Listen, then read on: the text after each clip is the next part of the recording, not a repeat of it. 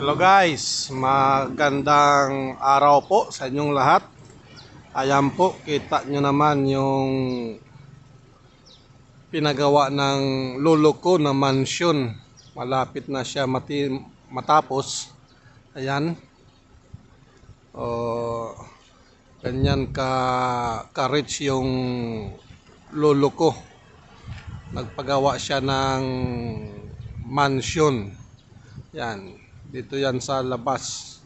So doon sa loob medyo yung mga internal decoration hindi pa siya natatapos. Kaya dito muna sa labas yung papakita ko sa inyo. Yan. So yan po yung mansion ng lolo ko. So wala kayo guys. Wala kayo sa mansion ng lolo ko.